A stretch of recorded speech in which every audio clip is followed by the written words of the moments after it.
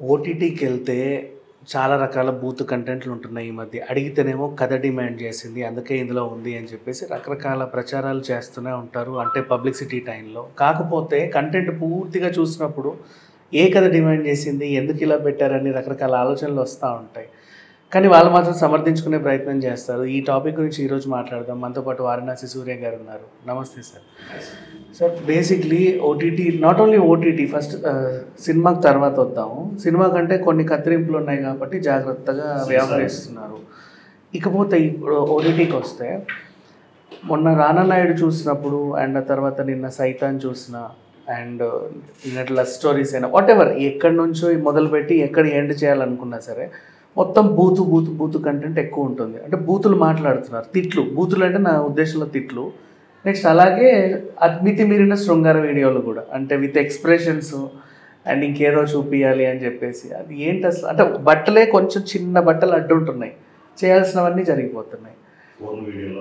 Mostly కథ demand చేస్తుంది అని అంటారు. బేసిక్ యాజ్ ఎ డైరెక్టర్ మీరు ఏం చెప్తారు? కథ నిజంగానే డిమాండ్ చేస్తారా, లేకపోతే మీ లిబర్టీలు మీరు తీసుకొని ఊరికి అలా జనాల మీద వేస్తారు? లేదు, అంటే మీ పాయింట్ ఆఫ్ వ్యూ అది ఉండొచ్చేమో, కానీ జనరల్గా ఏంటంటే as a makers point of view, మా పాయింట్ ఆఫ్ వ్యూలో ఖచ్చితంగా స్టోరీ డిమాండ్ బట్టే వెళ్తూ ఉంటాం. అంటే దీంట్లో సబ్జెక్టు డిఫరెంట్ ఉంటాయి. దీంట్లో ఓటీటీ పాయింట్ ఆఫ్ వ్యూ వచ్చే కొద్దీ స్టార్టింగ్ స్టేజ్ ఓటీటీ స్టార్ట్ అయిన టైంలో ఎక్కువ వీటిని బాగా ఎంకరేజ్ చేశారు. ఎవరు అగైన్ ఆడియన్సే ఎంకరేజ్ చేశారు. ఏదైతే మనం ప్రాజెక్టులు వేసామో చూడకపోతే, ఆ ప్రాజెక్టులు చూడకపోతే చేసేవాళ్ళు ఉండరు కదా, మేకర్స్ చేయరు కదా. ఇక్కడ మేకర్స్ ఏంటంటే ఏం వాళ్ళు చూస్తారో ఆ పాయింట్ ఆఫ్ వ్యూలోనే ఆబ్వియస్లీ బూత్ అంటే అందరూ చూడడానికే ఇష్టపడతారు అనుకోండి. అలాంటిది అంటే ఫ్యామిలీ కథలకు కూడా చూస్తారా? ఫ్యామిలీ కథలు పెడితే నేను గోరింటాకు అని టైటిల్ పెట్టి, అది హిట్ అండి. ఏది గోరింటాకు హిట్? సినిమా గురించి కాదు, నేను ఓటీటీ గురించి మాట్లాడుతాను. ఓకే, ఓటీటీ సబ్స్క్రైబ్ చేసుకొని మీరు చూస్తారా? క్లిక్ చేస్తారా అసలు కనీసం? అంటే ఏదో సంథింగ్ అందులో విషయం ఉంది అనిపిస్తే వీ కెన్ గో కదా. ఓటీటీ అయినా సినిమా ఇండస్ట్రీ అయినా కూడా ఇది కమర్షియల్. సో ఖచ్చితంగా నాకు డబ్బులు వస్తాయి అంటేనే ఇక్కడ ఏదైనా ప్రొడక్షన్లు అవుతాయి, సినిమాలు అవుతాయి. అయ్యో, బ్లూ ఫిల్మ్ని తీసుకుబతకొచ్చుగా. బ్లూ ఫిల్మ్లు ఆల్రెడీ ఉన్నాయి కదా, బి గ్రేడ్. దీంట్లో కాన్సెప్ట్ ఉండదు. ఒక కాన్సెప్ట్ తీసుకుని అదే ఎంత వెతికినా కనబడి చావట్లేదు, అదే ప్రాబ్లం. కాన్సెప్ట్ ఎక్కడ ఉండదు. ఎందుకంటే అఫ్ కోర్స్ మీరు అన్న వాళ్ళు పర్సెంటేజ్ వాంటెడ్గా చేస్తుంటారేమో, కానీ ఖచ్చితంగా కాన్సెప్ట్ లేకుండా అయితే నాకు తెలిసి ఒకటి. ఇప్పుడు సైతాన్ విషయానికి వద్దాం. అందులో ఏంటంటే వీళ్ళు కూడా ఈ రోజు నేరస్తుడు కూడా ఒకప్పటి బాధితుడే అన్నట్లుగా వాళ్ళు ప్రొజెక్ట్ చేసి అది బాగుంది. సీరియస్లీ బాగుంది. నేను దాంట్లో నాకు నిజంగా నచ్చింది. నేను దానికి పాజిటివ్ రివ్యూ ఇచ్చాను. కాకపోతే డైలాగ్స్లో అప్పుడప్పుడు మధ్యలో అవసరం ఉన్నా లేకుండా బూతులు మాట్లాడుతున్నారు. అవసరం ఉన్నా లేకున్నా కాదు, కానీ ఆ డైరెక్టర్ చాలా క్లారిటీగా ఎక్స్ప్లెయిన్ చేశారు. హీ ఎక్స్ప్లెయిన్, బట్ క్లియర్గా ఆ క్యారెక్టర్ జనరల్గా కూడా మనం మాట్లాడుతుంటాం. ఆ బూతులు రెగ్యులర్ లైఫ్లో కూడా మాట్లాడుతున్నాం. నేను కూడా రివ్యూ ఇచ్చినప్పుడు అదే చెప్పాను అభిప్రాయం. అప్పుడు బూత అనిపించింది, ఇక్కడికి వచ్చే కొద్ది ఎందుకు బూత అనిపిస్తుంది? రెగ్యులర్ టైంలో మనం టీ కాఫీ తాగుతున్నప్పుడు కూడా ఆ బూతులు మాట్లాడతారు. అవును, అరే ఎక్కడ ఉన్నారో డాష్ గా అంటారు. బేసిక్ అది నాకు తెలుసు. ట్రూ. స్క్రీన్ మీద వచ్చి ఎందుకు బూతులాగా అనిపిస్తుంది? అయితే వింటున్నప్పుడు కూడా అది పట్టించుకోరు. సో ఇప్పుడు ఏమైందంటే అలా అనట్లేదు. అంటే ఇప్పుడు సమాజంపై సినిమా ప్రభావం అని కొంతమంది మాట్లాడేటప్పుడు జస్ట్ ఆ టాపిక్ తీసుకుంటారు. నేను దానికి వ్యతిరేకిన అట్లా ఉండదనే చెప్తాను. బట్ ఒకడు విన్నాడు క్యాజువల్గా. ఇప్పుడు ఎక్కడున్నారో డాష్ కానీ ఒకడంటారే తప్ప 100 మందిలో 100 మంది అనరు. ఇట్లాంటివి చూసిన తర్వాత 100 మందిలో ఇంకో 5 తయారవుతారు కదా అని చెప్పి నేర్చుకుంటారు అనేది సినిమాలు చూసి ఏం నేర్చుకుంటారు అది నేను ఒప్పుకోను. ఇంపాక్ట్ అంతే నేర్చుకుని.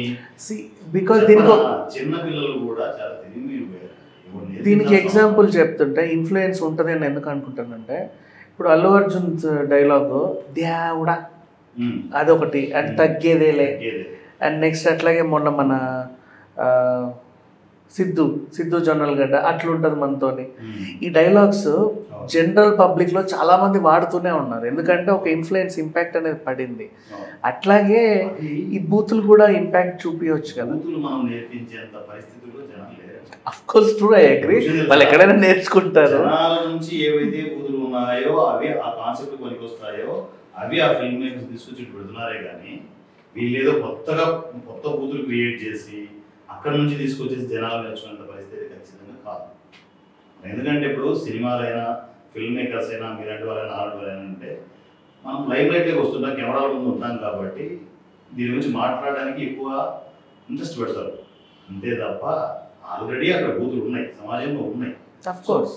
తీసుకునే కంటెంట్లో ఏంటంటే రైట్ న్యాచురల్గా వెళ్దాం అనే పాయింట్ ఆఫ్ వ్యూలో యూజ్ చేసాం. సో దానికి రకరకాల సెన్సార్లు ఉంది, వ్యవహారాలు ఉన్నాయి, అన్నీ ఉన్నాయి కదా.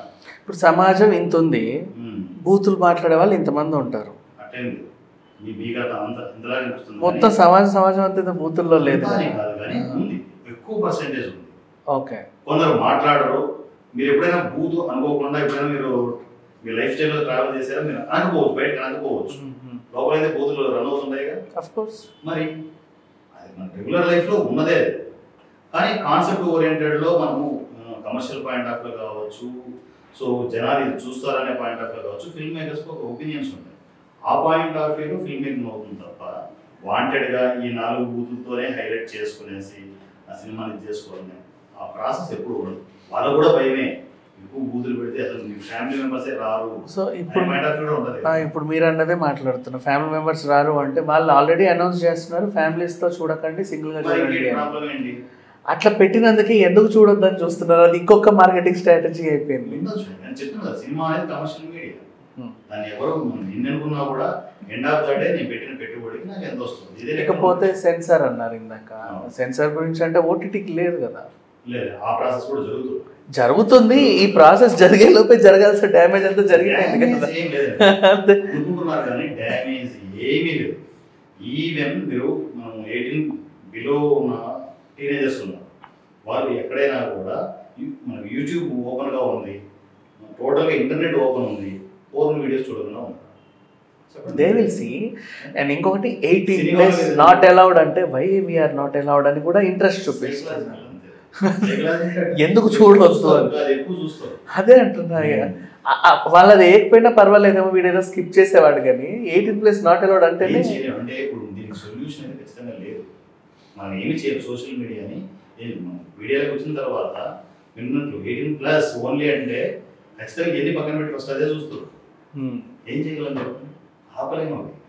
కాకపోతే మన పద్ధతుల్లో ఇది కండిషన్స్ ఇవి, ఈ సినిమాని వీళ్ళే చూడాలి, మనం అంతవరకే చేయగలం. నో స్మోకింగ్ అని చెప్తాం, ఎవరైనా సిగరెట్ తాగడం ద్వారా మళ్ళీ దాన్ని కూడా తీసుకెళ్లి సినిమాల మీద వేస్తారు జనాలు. అదే చెప్పేది. అంటే నిజంగా ఓ పిల్లోడు ఇంటి గేట్ నుంచి బయటకు వచ్చి అక్కడ స్కూల్కి వెళ్ళే దారిలో 4-5 పాన్ షాపులు ఉంటాయి, 4-5 బస్ స్టాప్లు ఉంటాయి.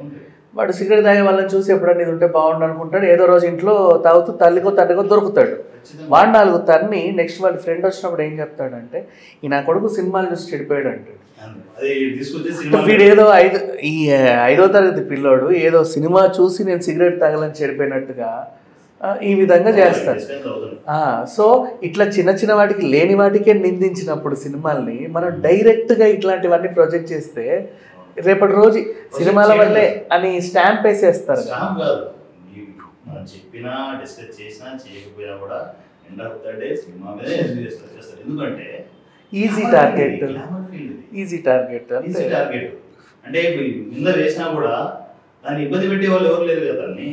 వీడికి కామం పెరిగి దాన్ని రేప్ చేస్తాడు, సినిమా చూసి వీడు ఆమెను రేప్ చేశాడని చెప్తాడు.